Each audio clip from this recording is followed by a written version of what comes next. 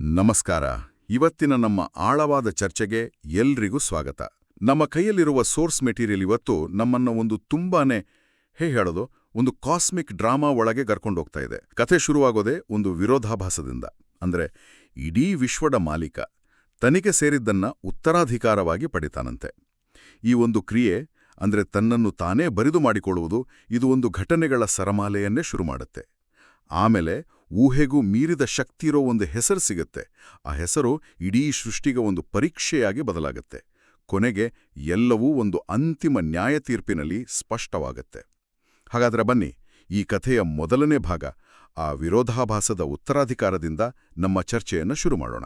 ಖಂಡಿತ, ಇದೊಂದು ತುಂಬಾನೇ ಆಳವಾದ ವಿಷಯ. ಶುರು ಮಾಡೋಣ. ನಾವು ಮುಂದುವರಿಯೋದಕ್ಕಿಂತ ಮುಂಚೆ ಒಂದು ಸಣ್ಣ ಸ್ಪಷ್ಟೀಕರಣ ಬೇಕಿತ್ತು. ಈ ಮೂಲಗಳು ದೇವರ ಎರಡನೆಯ ವ್ಯಕ್ತಿ ಅಂತ ಪದೇ ಪದೇ ಹೇಳ್ತವೆ. ಈ ಒಂದು ನಿರ್ದಿಷ್ಟ ಪದದ ಅರ್ಥವನ್ನ ನಮ್ಮ ಕೇಳುಗರಿಗಾಗಿ ಸ್ವಲ್ಪ ವಿವರಿಸಬಹುದಾ? ಖಂಡಿತ, ಇದು ತುಂಬಾನೇ ಒಳ್ಳೆಯ ಪ್ರಶ್ನೆ. ಕ್ರಿಶ್ಚಿಯನ್ ದೇವತಾಶಾಸ್ತ್ರದಲ್ಲಿ ಟ್ರಿನಿಟಿ ಅನ್ನೋ ಒಂದು ಪರಿಕಲ್ಪನೆ ಇದೆ. ಇದರ ಪ್ರಕಾರ ದೇವರು ಒಬ್ಬನೇ, ಆದರೆ 3 ವ್ಯಕ್ತಿಗಳಲ್ಲಿ ಅಸ್ತಿತ್ವದಲ್ಲಿದ್ದಾನೆ. ತಂದೆಯಾದ ದೇವರು, ಮಗನಾದ ದೇವರು ಮತ್ತು ಪವಿತ್ರಾತ್ಮ. ಇಲ್ಲಿ ವ್ಯಕ್ತಿ ಅಂದ್ರೆ ನಾವು ಮನುಷ್ಯರ ತರಹ 3 ಬೇರೆ ಬೇರೆ ದೇವರುಗಳು ಅಂತ ಅರ್ಥ ಅಲ್ಲ.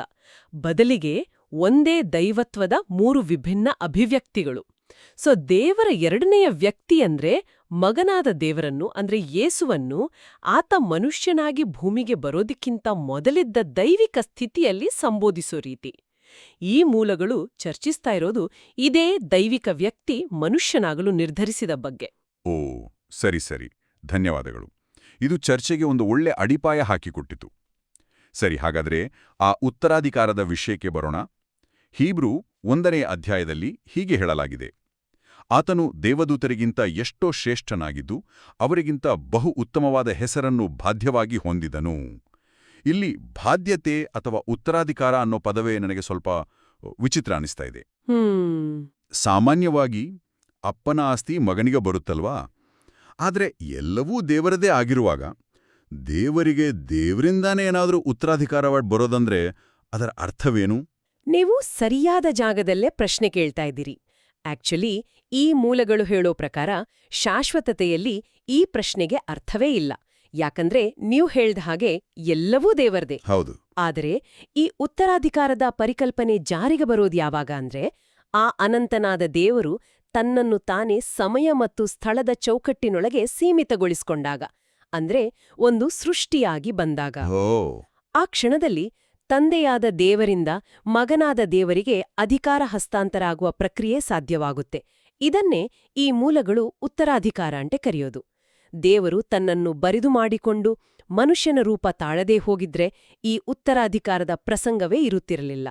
ಇದು ಆತ ತನ್ನ ದೈವಿಕ ಸ್ಥಾನವನ್ನು ಬಿಟ್ಟುಕೊಟ್ಟಿದ್ದರ ನೇರ ಪರಿಣಾಮ. ಓಹೋ, ಹಾಗಾದ್ರೆ ಇದೊಂದು ರೀತಿ ಕಾನೂನಾತ್ಮಕ ಅಥವಾ ಅಧಿಕಾರಯುತ ಹಸ್ತಾಂತರದ ಹಾಗೆ.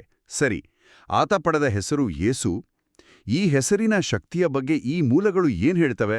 ಇದು ಕೇವಲ ಒಂದು ಗುರುತಿನ ಚೀಟಿಯ ತರನಾ ಅಥವಾ ಅದಕ್ಕಿಂತ ಹೆಚ್ಚಿನದೇನಾದ್ರೂ ಇದೆಯಾ? ಇದನ್ನ ಕೇವಲ ಒಂದು ಹೆಸರು ಅನ್ನೋದಕ್ಕಿಂತ ಒಂದು, ಹೇಗೆ ಹೇಳೋದು, ಒಂದು ಕಾಸ್ಮಿಕ್ ಪವರ್ ಆಫ್ ಅಟಾರ್ನಿ ಅಂತ ಹೇಳ್ಬೋದು. Power of attorney? ಹೌದು.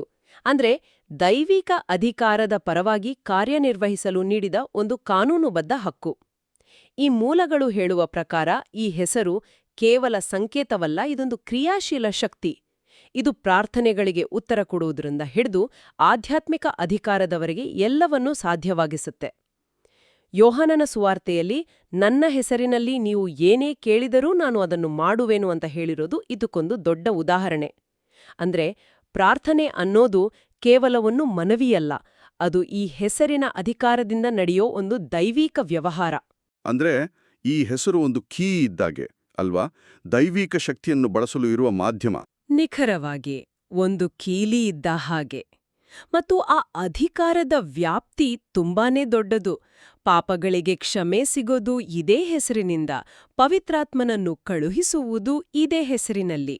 ಎಲ್ಲಕ್ಕಿಂತ ಮುಖ್ಯವಾಗಿ ಆಧ್ಯಾತ್ಮಿಕ ಜಗತ್ತಿನಲ್ಲಿ ಇದರ ಅಧಿಕಾರ ಎಷ್ಟಿದೆ ಅನ್ನೋದಕ್ಕೆ ಲೂಕನ ಸುವಾರ್ತೆಯಲ್ಲಿ ಒಂದು ಅದ್ಭುತ ಉದಾಹರಣೆ ಇದೆ.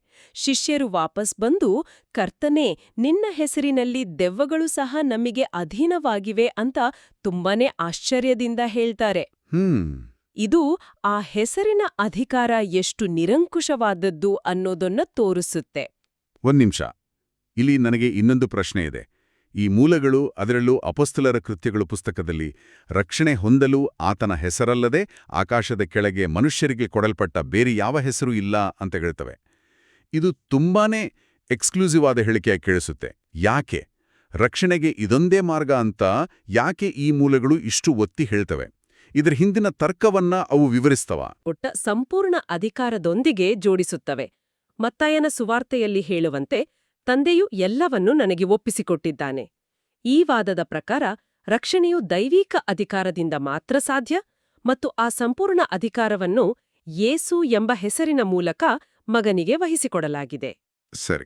ಹಾಗಾಗಿ ಆ ಅಧಿಕಾರದ ಮೂಲವನ್ನು ಬೈಪಾಸ್ ಮಾಡಿ ರಕ್ಷಣೆ ಪಡೆಯಲು ಬೇರೆ ದಾರಿಯಿಲ್ಲ ಅನ್ನೋದು ಈ ಮೂಲಗಳ ವಾದ. ಆಕ್ಚುಲಿ ಮತ್ತಾಯನ ಸುವಾರ್ತೆಯಲ್ಲಿ ದೇವದೂತನು ಅವನಿಗೆ ಯೇಸು ಎಂದು ಹೆಸರಿಡಬೇಕು, ಯಾಕೆಂದರೆ ಆತನು ತನ್ನ ಜನರನ್ನು ಅವರ ಪಾಪಗಳಿಂದ ರಕ್ಷಿಸುವನು ಅಂತ ಹೇಳಿದಾಗ್ಲೇ ಆ ಹೆಸರಿನ ಉದ್ದೇಶ ಮತ್ತು ಕಾರ್ಯ ಸ್ಪಷ್ಟವಾಗಿತ್ತು. ರಕ್ಷಣೆ ಅನ್ನೋದು ಆ ಹೆಸರಿನಲ್ಲೇ ಅಂತರ್ಗತವಾಗಿದೆ. ಸರಿ, ಈಗ ಚಿತ್ರಣ ಸ್ವಲ್ಪ ಸ್ಪಷ್ಟವಾಗ್ತಿದೆ. ಒಂದು ಕಡೆ ದೇವ್ರು ತನ್ನನ್ನು ತಾನು ಬರಿದು ಮಾಡಿಕೊಂಡು ದುರ್ಬಲನಾದ, ಇನ್ನೊಂದು ಕಡೆ ಅದೇ ಕ್ರಿಯೆ ಮೂಲಕ ಜಗತ್ತಿನಲ್ಲೇ ಅತ್ಯಂತ ಶಕ್ತಿಶಾಲಿಯಾದ ಹೆಸರನ್ನು ಪಡೆದ. ಆದರೆ ನನ್ನ ಪ್ರಶ್ನೆ, ಈ ದುರ್ಬಲತೆ ಯಾಕೆ ಬೇಕಿತ್ತು? ದೇವ್ರು ತನ್ನ ದೈವಿಕ ಶಕ್ತಿಯಿಂದಲೇ ಇದೆಲ್ಲವನ್ನು ಮಾಡಬಹುದಿತ್ತಲ್ವಾ? ಮನುಷ್ಯನಾಗುವ ಅವಶ್ಯಕತೆ ಏನಿತ್ತು? ಇಲ್ಲಿಂದಾನೇ ನಮ್ಮ ಚರ್ಚೆ ಇನ್ನಷ್ಟು ಆಳಕ್ಕೆ ಹೋಗುತ್ತೆ, ಮತ್ತು ಈ ಮೂಲಗಳು ನೀಡುವ ಉತ್ತರ ನಿಜಕ್ಕೂ ತುಂಬಾನೇ ಕುತೂಹಲಕಾರಿಯಾಗಿದೆ. ದೇವರು ಮನುಷ್ಯನಾದಾಗ ಆತನ ಭಯ ಹುಟ್ಟಿಸುವ ದೈವಿಕ ಪ್ರಭೆ ಆ ಮನುಷ್ಯ ರೂಪದ ಹಿಂದೆ ಮರೆಯಾಯಿತು. ಆಗ ಏನಾಯ್ತು ಅಂದ್ರೆ, ಮನುಷ್ಯರು ದೇವರನ್ನು ಭಯವಿಲ್ಲದೆ ನೋಡಲು, ಆತನ ಜೊತೆ ಮಾತನಾಡಲು ಸಾಧ್ಯವಾಯಿತು. ಈ ಭಯದ ಅನುಪಸ್ಥಿತಿಯೇ ಒಂದು ದೊಡ್ಡ ಪರೀಕ್ಷೆಯಾಗಿ ಬದಲಾಯಿತು. ಅದನ್ನು ಸ್ವಲ್ಪ ವಿವರಿಸಿ. ಭಯ ಇಲ್ಲದಿರುವುದು ಅದು ಹೇಗೆ ಪರೀಕ್ಷೆಯಾಗುತ್ತೆ? ಇದನ್ನ ನಾವು ಒಂದು ಅಂಡರ್ ಕವರ್ ಬಾಸ್ ಸನ್ನಿವೇಶಕ್ಕೆ ಹೋಲಿಸಬಹುದು. Under cover boss? ಹೌದು. ಒಂದು ದೊಡ್ಡ ಕಂಪನಿಯ ಸಿಇಒ ಸಾಮಾನ್ಯ ಕಾರ್ಮಿಕನ ವೇಷದಲ್ಲಿ ಫ್ಯಾಕ್ಟ್ರಿಗೆ ಹೋಗ್ತಾನೆ. ಯಾಕೆ? ತನ್ನ ಅಧಿಕಾರದ ಭಯವಿಲ್ಲದಿದ್ದಾಗ ಉದ್ಯೋಗಿಗಳು ನಿಜವಾಗಿಯೂ ಹೇಗೆ ವರ್ತಿಸ್ತಾರೆ, ಕಂಪನಿಯ ಬಗ್ಗೆ ಅವರ ನಿಜವಾದ ಅಭಿಪ್ರಾಯವೇನು ಅಂತೆ ತಿಳಿದುಕೊಳ್ಳಲು. ಈ ಮೂಲಗಳು ದೇವರ ಅವತಾರವನ್ನು ಇದೇ ರೀತಿ ಚಿತ್ರಿಸುತ್ತವೆ. ದೇವರ ಅಗಾಧ ಶಕ್ತಿಯ ಭಯವಿಲ್ಲದಿದ್ದಾಗ ಮನುಷ್ಯರ ಹೃದಯದಲ್ಲಿ ನಿಜವಾಗಿಯೂ ಏನಿದೆ ಅನ್ನೋದು ಹೊರಬರುತ್ತೆ. ಓ, ಇದೊಂದು ಅದ್ಭುತವಾದ ಹೋಲಿಕೆ. ಅಂದ್ರೆ, ಯಾರು ನಿಜವಾಗಿಯೂ ದೇವರ ಆಜ್ಞೆಗಳನ್ನು ಪ್ರೀತಿಸ್ತಾರೋ ಅವರು ಯೇಸುವಿನ ಮಾತು ಮತ್ತು ಕಾರ್ಯಗಳನ್ನು ನೋಡಿ ಆತನನ್ನು ಗೌರವಿಸುತ್ತಾರೆ. ಅದೇ ಯಾರು ಕೇವಲ ಭಯಕ್ಕೆ ಪಾಲಿಸ್ತಾರೋ ಅವರು ಆತನನ್ನು ತಮ್ಮ ಅಧಿಕಾರಕ್ಕೆ ಒಂದು ಸವಾಲು ಎಂದು ಭಾವಿಸಿ ತಿರಸ್ಕರಿಸುತ್ತಾರೆ. ಹಾಗಾದ್ರೆ ಶಿಲುಬೆಯ ಘಟನೆಗೆ ಕಾರಣ ಇದೇನಾ? ನಿಖರವಾಗಿ. ಭಯವಿಲ್ಲದಿದ್ದಾಗ ಕೆಲವರು ಆತನ ಪ್ರೀತಿ ಮತ್ತು ಜ್ಞಾನಕ್ಕೆ ಆಕರ್ಷಿತರಾದರು. ಇನ್ನು ಕೆಲವರು ಆತನನ್ನು ತಮ್ಮ ಧಾರ್ಮಿಕ ಮತ್ತು ರಾಜಕೀಯ ವ್ಯವಸ್ಥೆಗೆ ಅಪಾಯಕಾರಿ ಎಂದು ಪರಿಗಣಿಸಿ ಆತನನ್ನು ಮುಗಿಸಲು ನಿರ್ಧರಿಸಿದರು. ಹೀಗೆ ಶಿಲುಬೆಯು ಮಾನವ ಹೃದಯದ ಅಂತರಾಳವನ್ನು ಬಯಲು ಮಾಡಿದ ಪರೀಕ್ಷೆಯ ಅಂತಿಮ ಫಲಿತಾಂಶವಾಯಿತು. ಅಷ್ಟೇ ಅಲ್ಲ, ಈ ಮೂಲಗಳು ಇದೇ ತತ್ವವನ್ನು ದೇವರ ಅನುಯಾಯಿಗಳಿಗೂ ಅನ್ವಯಿಸುತ್ತವೆ. ತೋಳಗಳ ಮಧ್ಯೆ ಕುರಿಗಳನ್ನು ಕಳುಹಿಸಿದಂತೆ ಅವರನ್ನು ಕಳುಹಿಸಲಾಗುತ್ತೆ ಅಂತ ಹೇಳಲಾಗಿದೆ. ಅಂದ್ರೆ, ಯಾವುದೇ ರಕ್ಷಣೆ ಇಲ್ಲದ ಅಪಾಯಕಾರಿ ಸನ್ನಿವೇಶಗಳಿಗೆ ಅವರನ್ನು ಕಳುಹಿಸಲಾಗುತ್ತೆ. ಆಗಲೂ ಇದೇ ಅಂಡರ್ ಕವರ್ ಬಾಸ್ ಪರೀಕ್ಷೆ ಮುಂದುವರಿಯುತ್ತಾ? ಹೌದು. ಆ ಕಷ್ಟದ ಸಮಯದಲ್ಲಿ ಯಾರು ದೇವರ ಆಜ್ಞೆಗಳನ್ನು ನಿಜವಾಗಿಯೂ ನಂಬಿದ್ದಾರೋ ಅವರು ತಮ್ಮ ಪ್ರಾಣವನ್ನೇ ಕೊಡಲು ಸಿದ್ಧರಾಗುತ್ತಾರೆ. ಆದರೆ ಯಾರು ಕೇವಲ ತೋರಿಕೆಗೆ ನಂಬಿದ್ದಾರೋ ಅವರು ತಮ್ಮ ಪ್ರಾಣ ಉಳಿಸಿಕೊಳ್ಳಲು ದೇವರನ್ನು ಮತ್ತು ಆತನ ಮಾರ್ಗವನ್ನು ಬಿಟ್ಟುಬಿಡುತ್ತಾರೆ. ಹೀಗಾಗಿ ಭಯದ ಅನುಪಸ್ಥಿತಿ ಮತ್ತು ಕಷ್ಟದ ಉಪಸ್ಥಿತಿ ಎರಡು ಸಂದರ್ಭಗಳು ಒಬ್ಬ ವ್ಯಕ್ತಿಯ ನಿಜವಾದ ನಿಷ್ಠೆಯನ್ನು ಅಳೆಯುವ ಮಾಪಕಗಳಾಗುತ್ತವೆ. ಹಾಗಾದರೆ ಇದೆಲ್ಲದರ ಒಟ್ಟು ತಾತ್ಪರ್ಯವೇನು? ಶಿಲುಬೆ ಹೇಗೆ ಎಲ್ಲವನ್ನೂ ಒಟ್ಟಿಗೆ ತರುತ್ತದೆ? ಈ ಮೂಲಗಳು ಶಿಲುಬೆಯನ್ನು ಎರಡು ಬದಿಯ ಕತ್ತಿ ಅಂತ ವರ್ಣಿಸುತ್ತವೆ. ಇದರ ಅರ್ಥವೇನು? ಇದರ ಅರ್ಥ ಒಂದೇ ಘಟನೆ ಎರಡು ವಿಭಿನ್ನ ಗುಂಪುಗಳಿಗೆ ಎರಡು ತದ್ವಿರುದ್ಧವಾದ ಪರಿಣಾಮಗಳನ್ನು ಉಂಟುಮಾಡುತ್ತದೆ. ದೇವರ ಆಜ್ಞೆಗಳನ್ನು ಮೀರಿ ಪ್ರೀತಿಯ ಬದಲಿಗೆ ದ್ವೇಷವನ್ನು ಆಯ್ಕೆ ಮಾಡಿ ದೇವರನ್ನು ಶಿಲುಬೆಗೆ ಏರಿಸಿದವರಿಗೆ ಶಿಲುಬೆಯೇ ಅವರ ನ್ಯಾಯ ತೀರ್ಪಿನ ಸಂಕೇತವಾಗುತ್ತದೆ. ಅವರ ಕೃತ್ಯವೇ ಅವರಿಗೆ ಶಿಕ್ಷೆಯಾಗುತ್ತದೆ. ಓಕೆ.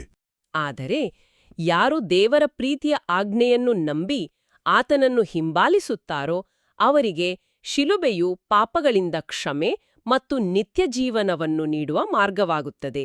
ಹೀಗೆ ಶಿಲುಬೆಯು ಕೆಲವರಿಗೆ ನ್ಯಾಯ ತೀರ್ಪು ಮತ್ತು ಇನ್ನು ಕೆಲವರಿಗೆ ರಕ್ಷಣೆಯ ಸಾಧನವಾಗುತ್ತದೆ.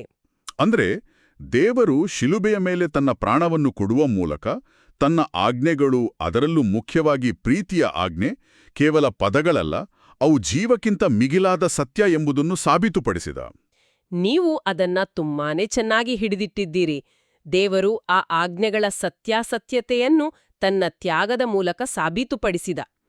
ಹಾಗಾಗಿ ಅಂತಿಮ ನ್ಯಾಯ ತೀರ್ಪಿನ ದಿನದಂದು ಅದೇ ಸಾಬೀತಾದ ಆಜ್ಞೆಗಳ ಆಧಾರದ ಮೇಲೆ ಎಲ್ಲರಿಗೂ ನ್ಯಾಯ ಒದಗಿಸಲಾಗುತ್ತದೆ. ಈ ಮೂಲಗಳು ಕೊನೆಯಲ್ಲಿ ಮಹಾಶ್ವೇತಸಿಂಹಾಸನದ ನ್ಯಾಯ ತೀರ್ಪಿನ ಬಗ್ಗೆ ಮಾತನಾಡುತ್ತವೆ. ಕುತೂಹಲಕಾರಿ ವಿಷಯವೆಂದರೆ ನಾವು ಪರಿಶೀಲಿಸುತ್ತಿರುವ ಒಂದು ಮುಖ್ಯ ಮೂಲದಲ್ಲಿ ಇದಕ್ಕಾಗಿ ಬೆಗ್ಬೋಜಾ ದೇ ಶಿಂಪಾನ್ ಅಂದ್ರೆ ಬೆಕ್ಬೋಜುವಾ ದೇ ಶಿಂಪಾನ್ ಎಂಬ ಕೊರಿಯನ್ ಪದವನ್ನು ಬಳಸಲಾಗಿದೆ. ಒಂದ್ ನಿಮಿಷ, ಕೊರಿಯನ್ ಪದವೇ? ಇದು ಆಶ್ಚರ್ಯಕರವಾಗಿದೆ. ಯಾಕೆ ಈ ಪದವನ್ನು ಬಳಸಲಾಗಿದೆ ಮತ್ತು ಅದರ ಅರ್ಥವೇನು? ಹೌದು, ಇದರ ಅರ್ಥ ಮಹಾಶ್ವೇತ ಸಿಂಹಾಸನದ ನ್ಯಾಯ ತೀರ್ಪು ಎಂದೇ. ಈ ಮೂಲವನ್ನು ಬರೆದ ಲೇಖಕರು ಆ ಪದವನ್ನು ಬಳಸಿದ್ದರಿಂದ ಅದು ಇಲ್ಲಿ ಉಲ್ಲೇಖಿಸಲ್ಪಟ್ಟಿದೆ ಅಷ್ಟೇ. ಇದು ಅಂತಿಮ ನ್ಯಾಯದ ದಿನವನ್ನು ಸೂಚಿಸುತ್ತದೆ. ಆ ದಿನದಂದು ದೇವರು ಕೆಲವರನ್ನು ಯಾಕೆ ರಕ್ಷಿಸಿದ ಮತ್ತು ಇತರರನ್ನು ಯಾಕೆ ಶಿಕ್ಷಿಸಿದ ಅನ್ನೋದನ ಬಗ್ಗೆ ಪ್ರತಿಯೊಬ್ಬ ಸೃಷ್ಟಿಗೂ ಸಂಪೂರ್ಣವಾದ ಸ್ಪಷ್ಟತೆ ಸಿಗುತ್ತದಂತೆ. ಪ್ರತಿಯೊಬ್ಬರ ಕೃತ್ಯಗಳ ದಾಖಲೆಯ ಆಧಾರದ ಮೇಲೆ ತೀರ್ಪು ನಡೆಯುವುದರಿಂದ ಆ ತೀರ್ಪಿನ ನ್ಯಾಯಬದ್ಧತೆಯ ಬಗ್ಗೆ ಯಾರಿಗೂ ಯಾವ ಅನುಮಾನವೂ ಉಳಿಯುವುದಿಲ್ಲ. ಎಲ್ಲವೂ ಪಾರದರ್ಶಕವಾಗಿರುತ್ತದೆ. ಸರಿ, ಹಾಗಾದ್ರೆ ಇವತ್ತಿನ ನಮ್ಮ ಚರ್ಚೆಯನ್ನ ಒಟ್ಟುಗೂಡಿಸುವುದಾದರೆ ಈ ಮೂಲಗಳು ಒಂದು ಸಮಗ್ರ ಚಿತ್ರಣವನ್ನ ನೀಡುತ್ತವೆ. ಇದು ದೇವರ ಸ್ವಯಂ ರಿಕ್ತತೆಯಿಂದ ಶುರುವಾಗಿ ಯೇಸುವೆಂಬ ಅಧಿಕಾರಯುತ ಹೆಸರನ್ನ ಉತ್ತರಾಧಿಕಾರವಾಗಿ ಪಡೆಯುವುದರ ಮೂಲಕ ಮುಂದುವರದು. ಆಮೇಲೆ ಶಿಲುಬೆಯಲ್ಲಿ ಆ ಅಧಿಕಾರದ ಮತ್ತು ಪ್ರೀತಿಯ ಆಜ್ಞೆಯ ಸತ್ಯಾಸತ್ಯತೆ ಸಾಬೀತಾಗಿ ಅಂತಿಮವಾಗಿ ಮಹಾಶ್ವೇತ ಸಿಂಹಾಸನದ ನ್ಯಾಯತೀರ್ಪಿನಲ್ಲಿ ಎಲ್ಲವೂ ಪೂರ್ಣಗೊಳ್ಳುತ್ತದೆ. ಈ ಹೆಸರು ಕೇವಲ ಒಂದು ಪದವಲ್ಲ, ಅದು ಪ್ರಾರ್ಥನೆ, ರಕ್ಷಣೆ, ಅಧಿಕಾರ ಮತ್ತು ಅಂತಿಮ ನ್ಯಾಯದ ಕೇಂದ್ರಬಿಂದು. ಚರ್ಚೆ ನಮ್ಮನ್ನು ಒಂದು ಆಳವಾದ ಆಲೋಚನೆಗೆ ತಳ್ತಿದೆ ಅಲ್ವಾ? ಈ ಮೂಲಗಳ ಪ್ರಕಾರ ದೇವರು ಮನುಷ್ಯನಾದಾಗ ಭಯ ದೂರವಾಯಿತು ಮತ್ತು ಅದು ಮನುಷ್ಯರ ನಿಜವಾದ ಸ್ವಭಾವವನ್ನು ಬಹಿರಂಗಪಡಿಸಿತು. ಹಾಗಾದ್ರೆ ಇಂದಿನ ಜಗತ್ತಿನಲ್ಲಿ ದೇವರ ಅಗಾಧ ಶಕ್ತಿಯು ನೇರವಾಗಿ ನಮ್ಮ ಕಣ್ಣಿಗೆ ಕಾಣಿಸ್ತಿದ್ದಾಗ ಒಂದು ರೀತಿಯ ಭಯದ ಅನುಪಸ್ಥಿತಿಯಲ್ಲೇ ನಾವು ಬದುಕ್ತಿದ್ದೇವೆ. ಈ ಸಂದರ್ಭದಲ್ಲಿ ನಮ್ಮ ದೈನಂದಿನ ಆಯ್ಕೆಗಳು, ನಮ್ಮ ಸಣ್ಣಪುಟ್ಟ ಕೃತ್ಯಗಳು ಮತ್ತು ನಾವು ಇತರರನ್ನು ನಡೆಸಿಕೊಳ್ಳುವ ರೀತಿ ಇದೆಲ್ಲವೂ ದೈವಿಕತೆಗೆ ನಮ್ಮ ನಿಜವಾದ ಪ್ರತಿಕ್ರಿಯೆಯನ್ನು ಹೇಗೆ ಬಹಿರಂಗಪಡಿಸ್ತಿರ್ಬೋದು? ಇದು ನಾವು ಯೋಚಿಸಬೇಕಾದ ವಿಷಯ.